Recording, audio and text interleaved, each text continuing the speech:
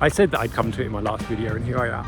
I just don't see that. I don't see that as a realistic outcome. This is very much me raising my head above the parapet. This is the one. This is the thing that's going to bring about the end of society. Hi everyone. So today I'm going to start off with a little story. So sit down, relax, take yourselves a cup of coffee, and story time. I'd like you to imagine, if you can, a time thousands and thousands of years ago, long before phones and computers and cars and planes and cities even. Imagine a time before writing. Groups of people still found themselves in settlements and in spaces where they would be together with others. We know this because we can see evidence of that through what we understand through archaeology and so on. People haven't really changed that much since then either. The first pieces of writing, after all, are business correspondence and complaints about things like not having the right clothing when you've been sent to boarding school. So I'd like you to imagine, if you can, yourself and all of those around you transported back thousands of years ago. These people, they still had a culture, they had an identity, they had the same kind of fears, the same kind of wants and desires as you or your neighbors or your friends or your families might have. They were just slightly different, but those yearnings were still just as strong. Now in this story, we're going to focus in on one group of people. They would call themselves a civilization, but compared to what we have today, they were positively microscopic. A collection of around about 1,500 people. And even though they were such a small group, they still had their own culture, they had their beliefs, they had what they held to be of high value and importance between and among themselves. And central to this, central to their culture, were these berries that grew locally to where they had first settled. And the consumption of these berries became a very central part and theme to the culture of these people. For every meal, these berries formed, if not a central part, at least they would be there on the side. Songs were sung about them. Rituals around the harvesting of the berries was seen of incredible high cultural value. People would wear jewelry reminiscent of the budding flowers and the berries themselves as they had started emerging on the bushes. You could hear and see in the language how berries were a central part of how they perceived the world and each other and the relationships between themselves. When they greeted other people from the same settlement, it was greetings, fellow berry eater. And those from other settlements, it was just a greetings, with that berry eater addition removed. And that's all very well and good. There's nothing harmful about eating these berries. They didn't create any health benefits. Yes, some people said that there was a mild high after consuming them, but that only lasted, if at all, a few minutes, maybe an hour at most for some. It was less about what the berries tasted like and did for each other, and more about that sense of how eating these berries and the understanding of the importance of these berries brought that grouping of people together. It took on an iconic kind of status. Think about kimchi in Korea, but even more so. They had a god of these berries, a god they would often pray to and leave offerings to, especially when you wanted to get pregnant. You would be praying to the god of the berries, of course, because the berries represented fertility. But it was not good in this civilization.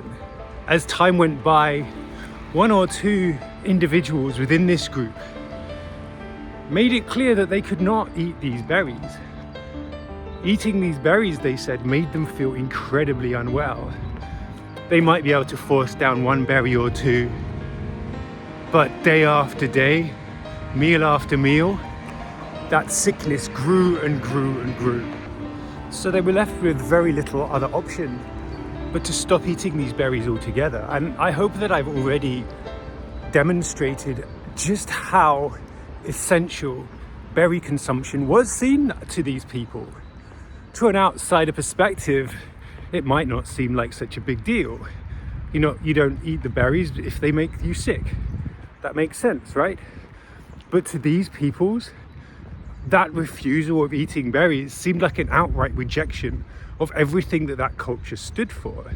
At first it was just a couple of people, but then as the rumor mills and gossip spread, more and more people were willing to stand up and say, look, I'm the same. I've been eating these berries, but each time I've had to go and purge myself.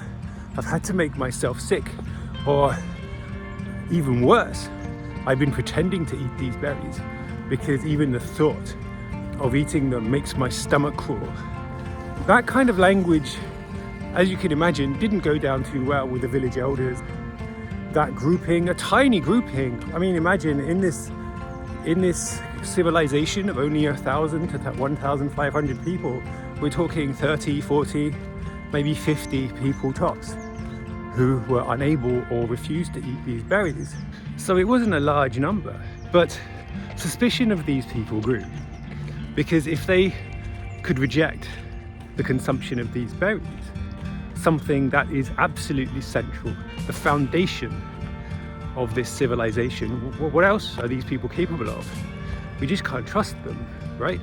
And so this small, tiny grouping of people slowly but surely became shunned from this culture. The cultural events that were so important to this civilization, they were forbidden from attending. People no longer greeted them with the traditional greeting of their people. No longer were they fellow berry eaters. They were just greeted as if they were outsiders. They were required to eat individually, and this grouping was so small. Oftentimes they tried to cluster with other fellow sufferers, but often they just had to suffer in silence by themselves because they didn't know how to find others like them, to find the courage to ask others if they too felt the same way about berries. Well, that question was a potential death sentence. But after a while, a couple braver, more bloody-minded souls within this small grouping of people who are unable to eat berries, they started asking questions. They started asking to their fellow civilization people, their fellow citizens, please, we're still very much part of your culture. We still want to participate. We still want to be within these communal meals. We still want to participate in these cultural events. We are your sons and daughters.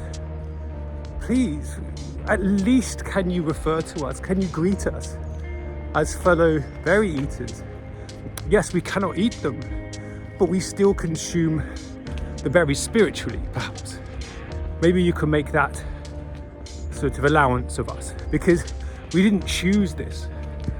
We don't want to not eat the berries, but we're left with no choice. If we eat them, we might die from this illness, from the constant vomiting. Can you please at least give us that concession? And so it was considered. However, some people felt that this request was ridiculous. How dare they? How dare they ask for these concessions when they can't even participate in one of the most basic things of their culture? As I said, there was already this suspicion about them, and it felt very much like this request came from a place of an attempt to disrupt the harmony of this culture. Because if you could start allowing non-berry eaters to be greeted as fellow berry eaters, well, what next? It was the start of a potential slippery slope. We could start calling any outsider a fellow berry eater if they so desired. And that seemed impossible. It seemed unreasonable. And so a debate raged on. One day a non-berry eater attacked another person in the market, and it was over nothing in particular. The non-berry eater felt slighted. They hadn't been given the correct change when they bought a loaf of bread, and an argument ensued, and the non-berry eater ended up hitting the baker with a stone, and the baker had to go to the medic, and although he did eventually recover, he was never really the same again. And to the berry eaters, especially the ones who were particularly suspicious of the non-berry eaters, this was a clear sign. Look at these non-berry eaters, look how violent they are, look how quick to anger, look at how bad they are as people, even though by and large the non-berry eaters were as lawful a citizen as anybody else. This one incident seemed to highlight to quite a few how that potential for trouble wasn't worth it. And so those attempts at shunning and casting out the non-berry eaters gathered pace. The noisy people became noisier. And so the laws changed. No longer was berry eating just a kind of unspoken rule. It was a basic requirement. You were required to eat berries at every meal. People looked suspiciously at each other. If somebody was perhaps not eating berries with sufficient gusto, they would be seen as a potential non-berry eater.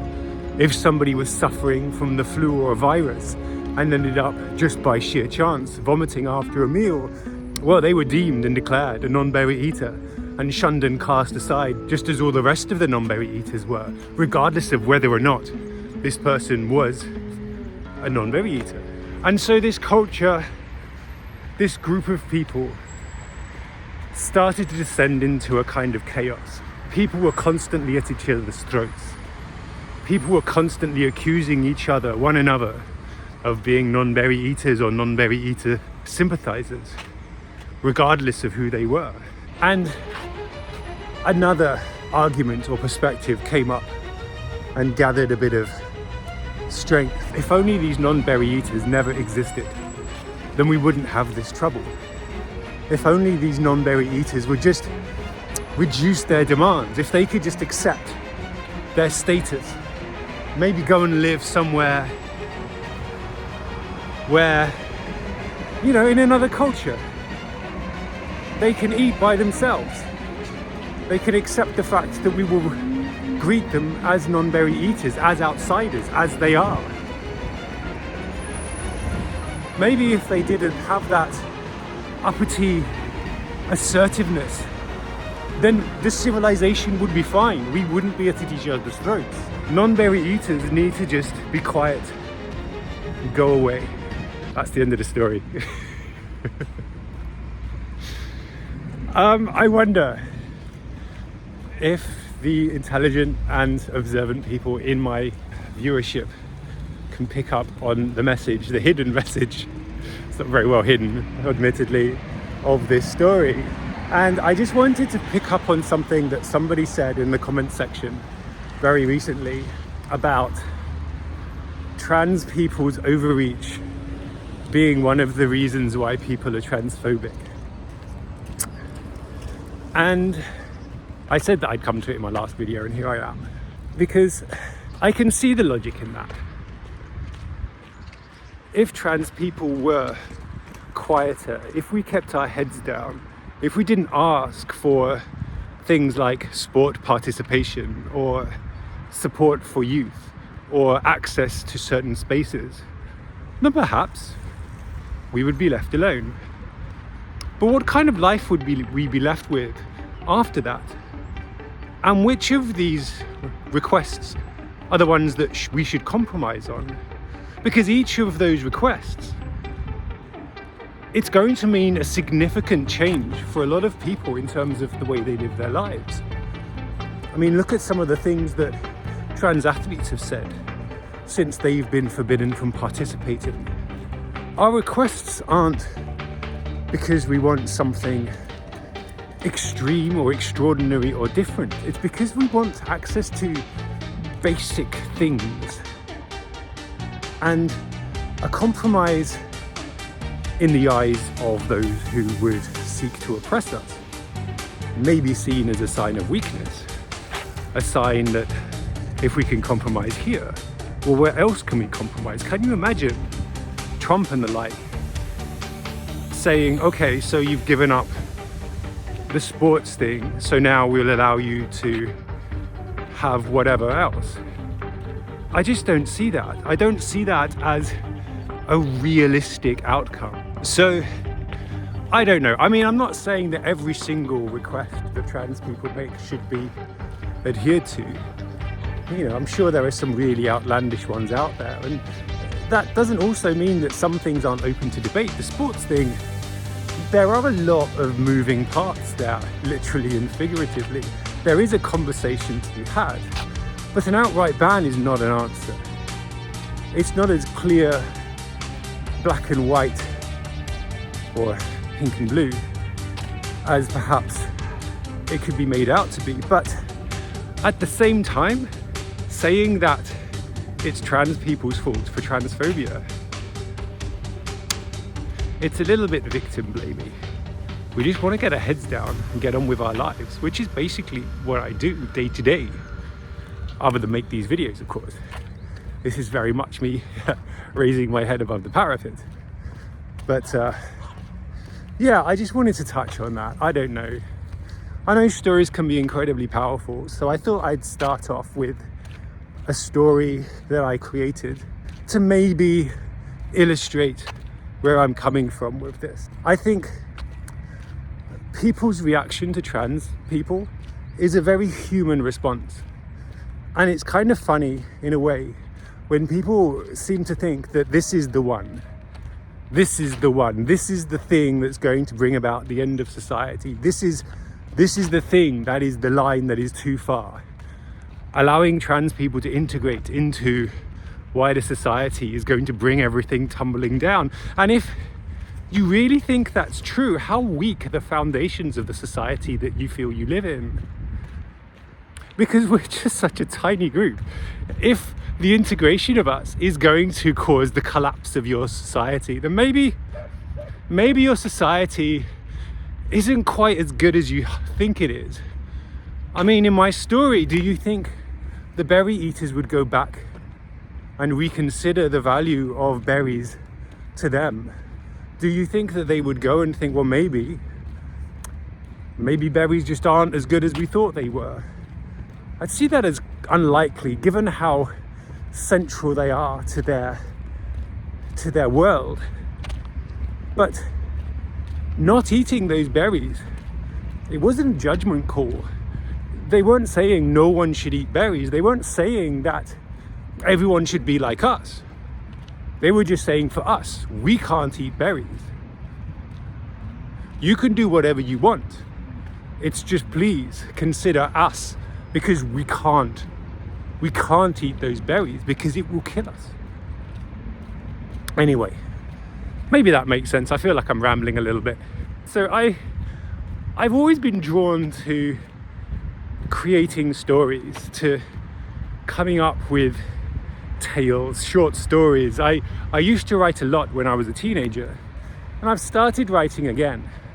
So if you'd be interested in reading some more of my stories, well, last time I requested people make a very, very tiny donation to my Buy Me a Coffee.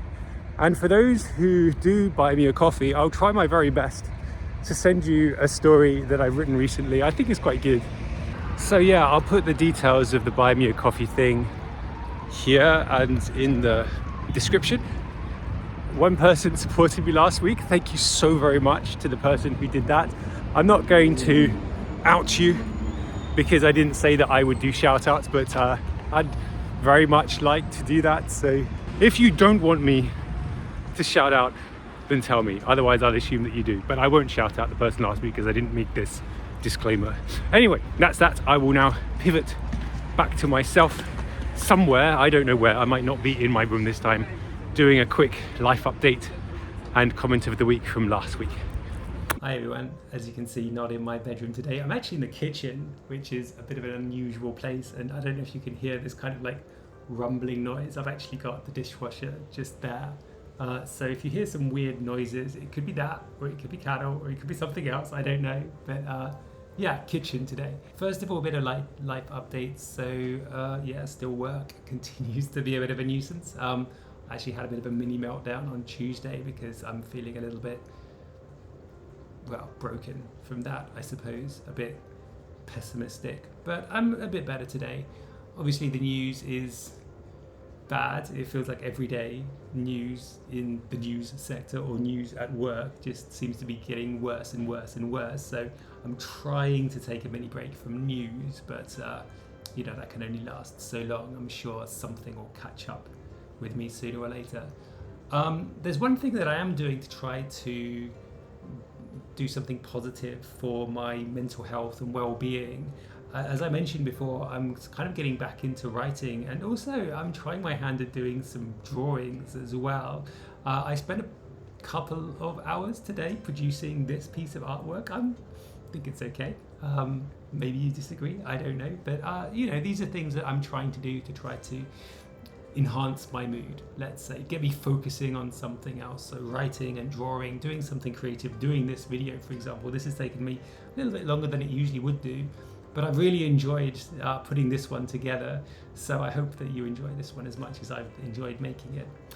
Other things, another thing that I did to try to boost my mood is on, I think it was Wednesday or Thursday, I just felt I needed to do something a bit different with my appearance. So I wanted to try out a completely new outfit. So here it is. The skirt and the top are both from Risk. You might have seen that Risk top before. I've worn it on a couple of videos, and I hadn't actually worn it to the office before. Don't think I'd even worn it out before because the weather had never been good enough. So it was really nice to wear something a little bit different. That was good. I quite like that. And what else is going on in my world? Not much more, to be honest. That's about it. But I'm trying to do things to just try to make myself feeling a little less gloomy, a little bit more positive and a bit more optimistic about the future. And so creativity is definitely helping on that front. Comment of the week. So this week I actually got lots of really, really interesting comments, and it was wonderful to see people sharing their journey of religiousity. Is that a word? Religiousness? Their religious journey with me in the comments section. So thank you very much for sharing that. It's really interesting to see kind of the different kind of perspectives, and oftentimes the way that people's perception of the world or of themselves has changed what they need to get out of religion. So it's quite interesting to see how people have kind of evolved and how their need for religion has changed over time. It's also been quite interesting to see how a lot of religious people have kind of embraced the things I was talking about as well. I was a little bit worried that I might get a few people pushing back against some of the things I was saying. So it was really good, really interesting to see a lot of people kind of building on what I was saying rather than disagreeing or just outright agreeing. It was more a kind of a yes, but, and sort of thing rather than a no or something else. One person in particular I really appreciated, DYLD, Dild 1993, who is a Sikh, and I'm not sure if I mentioned Sikhs when I was talking about all of the religions I was exposed to in South London. And it was great that they reached out, and it reminded me of a lot of the good stuff that the Sikh community or communities have done for the wider kind of world, for the wider communities. So yeah, it's great to see this connection with people of so many different backgrounds and faiths joining in that conversation. So thank you very much to everybody. I mean, that's a bit of a cop-out because it's not one comment of the week, so to speak, but it was, I think, impossible for me to kind of pinpoint one particular individual this time around because they were all really, really good. I have to say, I don't think there was any comments that I think were particularly ill thought through. I think there were lots of really good stuff this week round. So I think that's about it for this week, to be honest. I don't want to dwell on things too long. Thank you very much for staying to the end. Thank you very much for sticking around, and for those of you who are supporting my channel. I really look forward to reading your comments about today's video, and I will see you again same time next week. As always, take care. Goodbye.